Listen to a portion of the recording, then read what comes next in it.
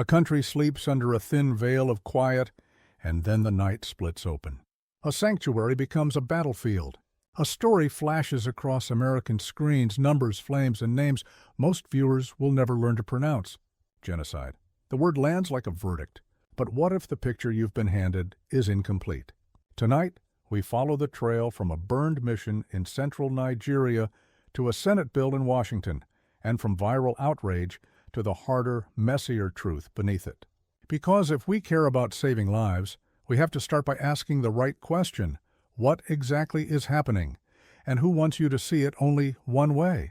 It is June 13th, 2025 in Benue State, Nigeria, Yellowwater. A mission compound, St. Joseph Catholic Church, shelters hundreds of people who fled earlier attacks on their farms and villages. They came because church walls once meant safety. Around 10 p.m., gunmen encircle the grounds. Witnesses later described dozens of assailants, AK-47s and machetes, visible in the dark. Shots erupt. Some families run toward the nave. Others sprint into the bush. Children cry for parents they cannot find. Fires are set. Bodies fall. Doors are barred and set alight. By dawn, on June 14th, the compound is a charred map of grief. Dwellings burned out, sanctuary pocked by bullets, courtyards littered with the dead. Initial tallies vary, 100, then far more. Church sources eventually speak of over 250 lives cut down in a single night. A priest who survives, Father Unkuma Jonathan, recalls rooms turned into ovens, families trapped, neighbors unrecognizable. One man, voice-breaking, lists the lost: his wife, his brother, his children. 3 months later and 7,000 miles away, September 26, 2025, Los Angeles. A primetime monologue upends expectations. An avowed atheist on a major American talk show declares he cannot stay quiet, while Christians in Nigeria are, in his words, being wiped out. He repeats figures: tens of thousands dead since 2009, churches in the tens of thousands burned. The clip goes everywhere. Conservative outlets amplify it. Religious networks echo it. Social media trends lock on. Deadliest place to be a Christian, the world is ignoring genocide. In Washington, the momentum becomes policy language. On the Senate floor, a Texas senator cites roughly 50,000 Christians killed since 2009, thousands of schools destroyed, 17,000 to 18,000 churches set ablaze by Islamist militants. He introduces the Nigeria Religious Freedom Accountability Act of 2025, designation as a country of particular concern, targeted sanctions, mandatory executive action. On morning television, a congressman stands before graphics repeating those same statistics and calls for suspending U.S. arms sales until minorities are protected. Think tanks circulate letters. Advocacy groups coordinate statements. Prominent faith leaders urge the White House to act immediately. The narrative crystallizes. A Christian genocide is underway. Islamist extremists are its engine. The world looks away.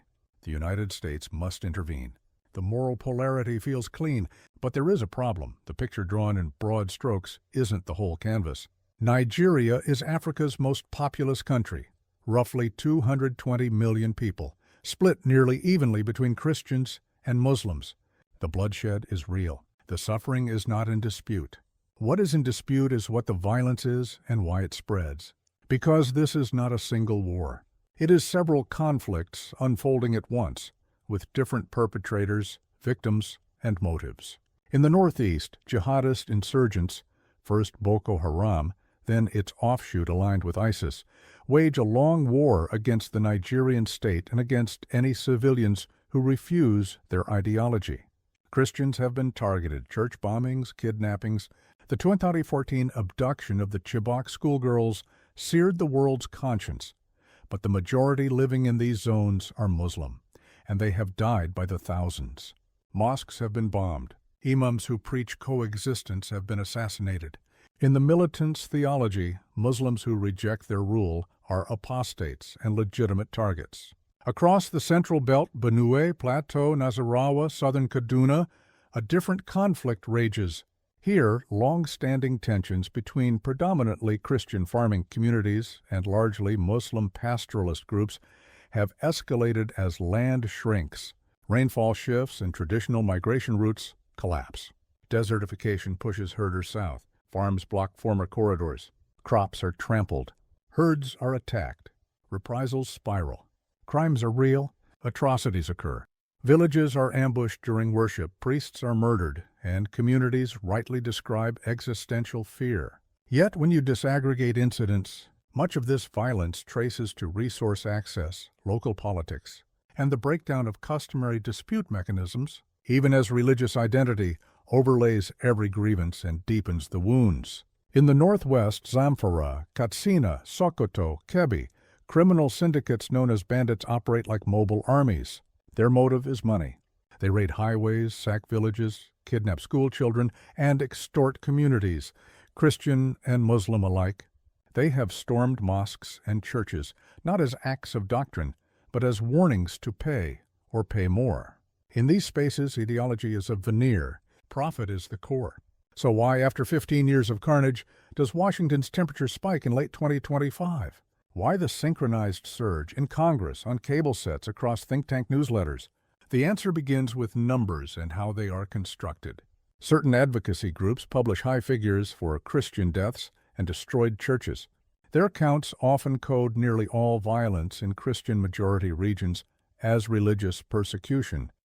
If a victim is Christian and the attackers are Muslim by identity, the death is logged as anti-Christian, even when land disputes, criminal extortion, or political reprisals drove the attack. By contrast, crisis mapping data sets used by international agencies apply a narrower criterion. An incident is tagged as religious targeting only when faith identity is explicitly cited by perpetrators or the attack occurs in a religious context, bombing a church during Mass, assaulting worshipers at prayer, statements invoking religion as motive. Under that stricter lens, the number of deaths clearly attributable to religious intent is far smaller, and a crucial finding, both Christians and Muslims appear as victims of targeted religious attacks, with overall civilian casualties overwhelmingly occurring in incidents where religion is not the declared driver. None of this minimizes the anguish of Christian communities. Hundreds of people killed because they were Christian is not a statistic, it is a cemetery. Churches burned are not numbers, they are memories turned to ash. But methodological clarity matters when a word with legal force enters the debate: genocide. Under the 1948 UN Convention, genocide requires specific intent to destroy a protected group, in whole or in part, as such. Intent and coordination are not academic footnotes. They are the threshold. Some organizations argue that threshold is met in Nigeria, pointing to patterns of separation and execution during raids and to mass displacement of Christian communities in the Middle Belt. Others, international courts, UN bodies, independent early warning programs, have not made that determination, citing the multiplicity of actors, motives, and targets, and the absence of evidence that various armed groups are acting in concert toward the destruction of Christians as a group nationwide. Again, this does not erase atrocities. It guards against collapsing distinct wars into a single moral frame that compels a single policy response. To make sense, we have to step back. Geography is destiny here. The Sahel's drying belt is pushing pastoralists into farmed lands. Lake Chad has receded dramatically in living memory. Rain comes late or all at once. When grass disappears, herds move. When herds move, crops suffer. When crops fail, hunger makes young men recruitable. Then governance fails. Police are underpaid and outgunned. The army is stretched thin and sometimes brutal. Investigations into abuses by militants, by militias, by state forces rarely end in prosecutions. Impunity blooms. Add economics, oil wealth pools in a few hands, northern states face some of the country's highest poverty and joblessness. A gun and a motorcycle become a career. Add politics. Elites instrumentalize identity, framing rivals as threats to faith and tribe. Add the regional arms flood after Libya's collapse in 2011. Suddenly, armed groups across the Sahel had access to heavier weapons. Layer all of this atop communal memory and religious identity, and sparks find tinder everywhere. Return to the human face. On August 11, 2025, Father Jonathan stands once more at Yellow Water, Amid ruins and survivors, women who refuse to sleep indoors, men who watch the tree line at dusk. They tell visiting crews what they tell their children: they do not feel protected. In other towns, Muslim families grieve loved ones killed while kneeling in mosques. In both communities, leaders call for security and restraint, and some carefully refuse to endorse the genocide label, not because pain is absent, but because they see who else is bleeding and fear what follows if the world understands this only as a war of religions. Which brings us back to Washington. In the space of weeks, the same figures circulate across hearings and op-eds. The same guests repeat the same phrases on morning television. Faith-based advocates, political strategists, and policy entrepreneurs converge on one message: designate, sanction, intervene. Some are sincere, moved by conscience. Others have parallel interests: defense contractors anticipating new training and procurement lines, private security firms testing proposals, energy and mining actors guarding assets, politicians signaling to constituencies.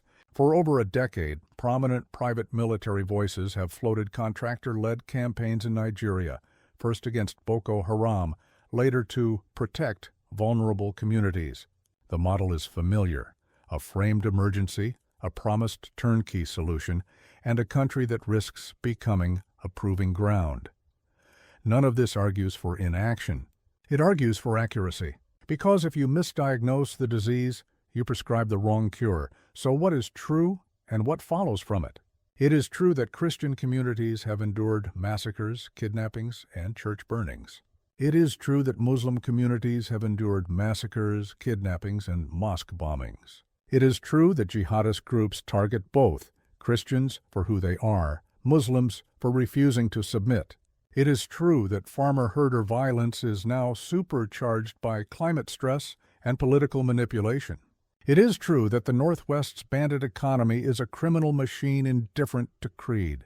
It is true that state weakness and impunity fertilize all three. If we are serious about saving lives, solutions have to match causes.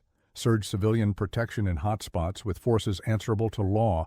Invest in local peace architectures that actually mediate grazing corridors, compensation, and seasonal movements. Build climate adaptation, water points, fodder banks, early warning systems, so that herds do not have to trespass and farms do not have to burn.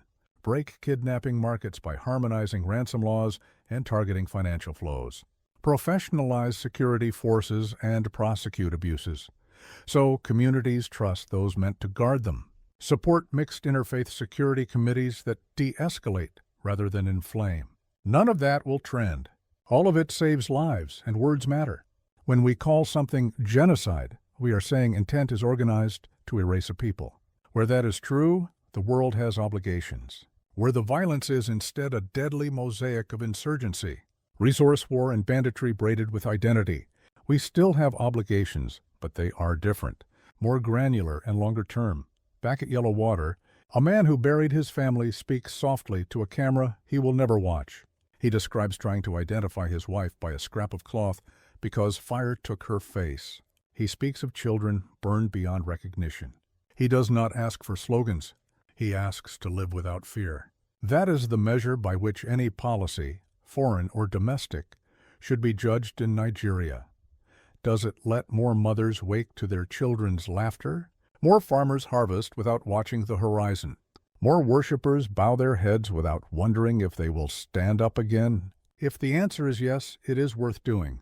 If the answer is that it satisfies a headline or a contract but leaves the graves multiplying, then we have failed them twice.